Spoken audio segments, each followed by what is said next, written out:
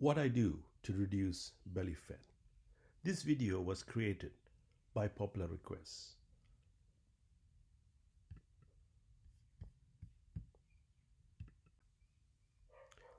This video is by popular request. Many of you have asked me a simple question. What do I personally do to reduce belly fat? This is not a one size fits all. It is not medical advice. It is simply what has worked for me based on science, experience, and consistency.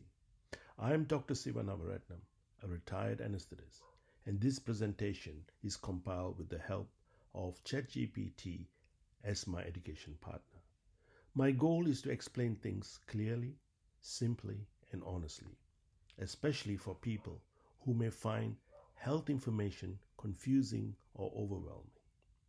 In the next slides, I'll walk you through the principles I follow, and you can decide what may be suitable for you. Before I explain what I personally do, I want to be clear about my overall goal. My aim is not to chase quick weight loss or extreme diets. My goal is to improve how the body works over time.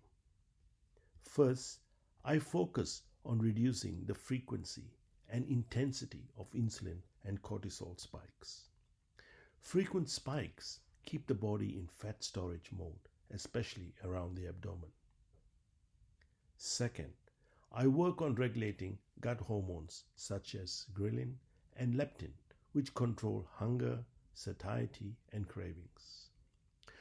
When these hormones are disrupted, willpower alone is not enough. Third, I aim to stabilize blood sugar over time rather than allowing repeated highs and lows throughout the day. And finally, all of this is supported by good lifestyle habits, including sleep, movement, stress management, and consistency. In the next slides, I will show you how these principles translate into simple, practical actions. Before I go any further, I want to be very clear about this slide. What I am sharing here is my personal routine. It is not medical advice and is not meant to replace seeing your doctor. Please use this as a guide, not as a rigid rule book. Everyone's body, health markers, and circumstances are different. That said, everything I do is guided by the latest scientific evidence, not trends or shortcuts or medical guidelines. My overall approach is simple.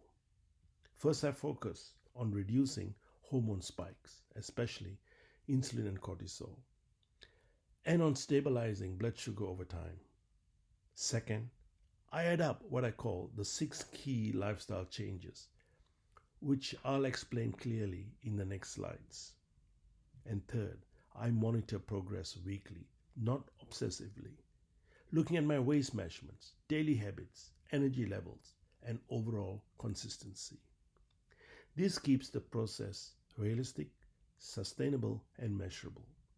In the next section, I will show you how I apply this in real life. The first part of my routine is a low carbohydrate diet.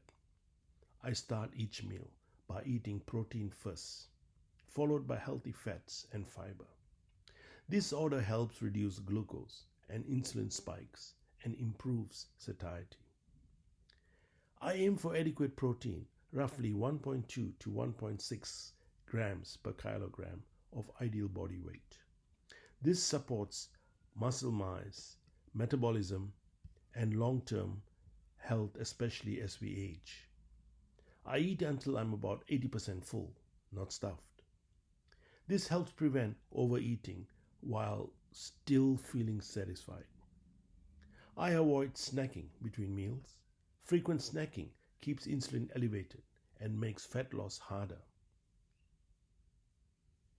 I eat when I'm genuinely hungry, not because the clock says it's time. This helps restore normal hunger and satiety signals. And finally, I aim to finish my last meal about 3 hours before sleep, which supports better sleep quality, digestion, and metabolic health. These are simple habits, but over time, they make a big difference. This slide covers the supplements I personally take. I want to emphasize something important right from the start. Supplements are not essential for belly fat loss, and they are not a substitute for diet, lifestyle, sleep, and movement. They are simple additions that support my routine. First, I take creatine, about 5 grams daily. Creatine supports muscle strength, energy, and metabolic health, especially as we get older. Second, I use turmeric, about 1 teaspoon daily, taken with black pepper and extra virgin olive oil to improve absorption. This supports inflammation control and overall metabolic health. Third, I use chia seeds soaked in water for about 10 minutes before use.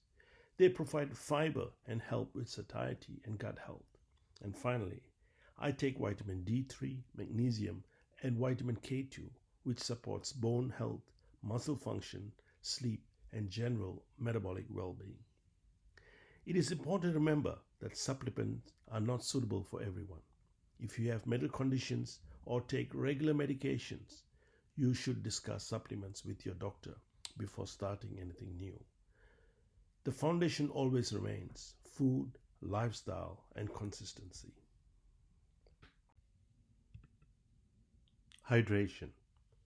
Hydration is simple, but it matters.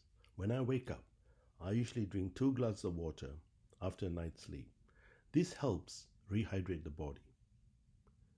During the day, I mainly drink water, black coffee, or green tea. These drinks don't spike insulin and fit well with a metabolic health approach. If I'm doing a longer fast, I may use bone broth as a supplement, mainly for electrolytes and comfort. But please, don't drink calories, juices, fancy coffees, or sodas. Alcohol. Alcohol is optional. If I choose a drink, I keep it simple, up to 1 or 2 glasses of red wine or champagne, usually once a week or on special occasions. I avoid cocktails, sweetened wines, and beer because they tend to spike insulin and slow fat loss. Many people notice they feel better and lose belly fat more easily with little or no alcohol. Remember, alcohol stops fat loss.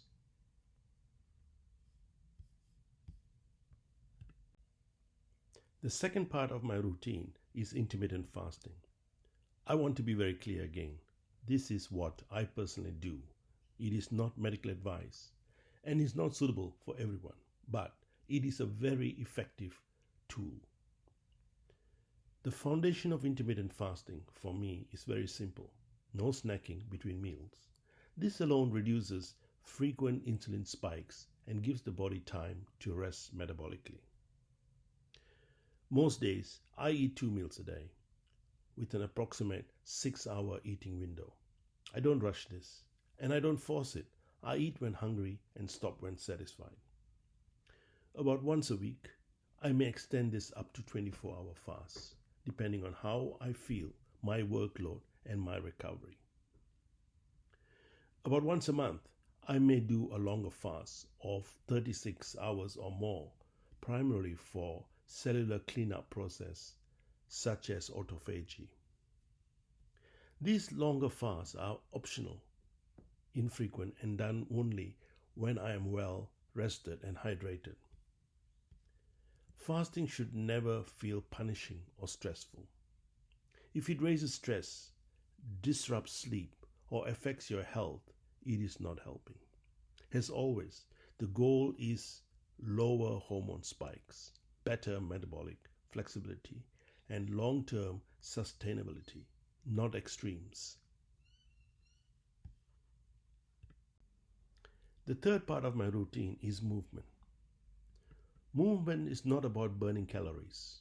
It's about improving insulin sensitivity, lowering stress hormones, and keeping muscles active. On most days, I aim for daily movements, roughly 8 to 10,000 steps. This is a target, not a rigid rule. Some days are more, some days are less. A key part of my routine is the Japanese walking technique, which is a form of interval style walking. I do this for about 30 minutes, around 5 times a week. This helps improve cardiovascular fitness and muscle engagement without extreme strain. I also try to walk for 10 to 30 minutes after meals. This is one of the simplest ways to reduce post-meal glucose and insulin spikes. And finally, I prioritize a morning sunlight walk, usually 20 to 30 minutes each day. This helps set my circadian rhythm, supports better sleep, and improves overall metabolic health. The goal with movement is consistency, not intensity. Small, regular actions done daily matter far more than occasional extreme workouts. The fourth part of my routine is muscle strengthening exercises. Muscle is not just for strength or appearance. It acts as a glucose sink, helps stabilize blood sugar, supports balance, and protects independence as we age. I do muscle strengthening exercises either at home using reliable educational guidance, including tools like ChatGPT, or in a gym with guidance from a qualified instructor. I aim for 2 to 3 sessions per week, keeping the approach gentle and progressive. The goal is gentle improvement, not injury. I always allow at least 24 hours for muscle recovery between sessions. Recovery is when muscles adapt and become stronger. I also avoid excessive cardio, as too much can increase cortisol levels and impair recovery, especially in midlife and beyond. Strength training should support metabolic health, not compete with it. Done safely and consistently, muscle strengthening plays a major role in long-term fat loss and healthy aging. Stop chasing soreness. The fifth and most underestimated part of my routine is sleep. Poor sleep raises cortisol and disrupts insulin sensitivity, increases hunger hormones, and makes belly fat harder to lose, even with a good diet. I aim to finish my best and last meal about 3 hours before bedtime, which helps digestion and improves sleep quality. In the evening, I avoid coffee and alcohol as both interfere with deep restorative sleep. I also avoid screen time for at least 1 hour before bed. This helps reduce blue light exposure and allows melatonin to rise naturally. My bedroom is dark, quiet, and slightly cool, and I make conscious efforts to minimize noise and distractions. My goal is to get 7 to 8 hours of sleep most nights. This supports hormone balance, recovery, mood, and long-term metabolic health. Sleep is not optional. It is a powerful metabolic tool. The sixth and most overlooked part of my routine is managing stress. Chronic stress keeps cortisol levels elevated. When cortisol stays high, the body is pushed towards fat storage, especially around the abdomen, even if diet and exercise are good. One practical change I made is to work smarter, focusing on one task and one idea at a time rather than constantly multitasking. This reduces mental overload and helps calm the nervous system. I also try to reduce exposure to unsupportive influences, whether that's people, environment, or habits that increase stress without adding value. Each day, I spend at least a few minutes on relaxation or meditation. This doesn't need to be perfect or lengthy. Consistency matters more than duration. And finally, I make a conscious effort to enjoy life and practice gratitude. Being grateful for what we already have helps shift the body out of constant threat mode. Managing stress is not a luxury, it is a core part of metabolic health and sustainable belly fat loss. Tracking is important, not to create stress, but to understand progress. I track my weight and waist measurements weekly. The waist is especially useful for monitoring visceral fat. I keep an eye on my daily protein intake, and I'm honest about alcohol, processed foods, juices, and sweetened drinks. I regularly review the bigger pictures: my diet, fasting window, daily movement, muscle strengthening exercises, sleep, and stress. If available, a DEXA scan can be helpful at the start and again after about 6 months to assess fat and muscle changes. Blood tests are also reviewed after 6 months to see what's improving inside the body, not just on the outside. The goal isn't perfection, it's awareness, feedback, and steady improvement.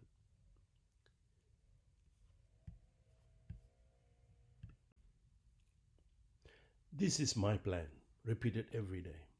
If you found this useful, please leave a comment or a thumbs up on YouTube. The key is not perfection, it's being motivated, disciplined, and consistent over time.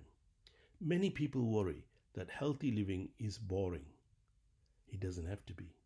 You simply need to make it interesting by enjoying your food, varying your movement, and finding routines that fit your life.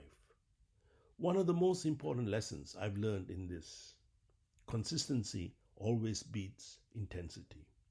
You don't need extreme diets, punishing exercises, or constant restriction.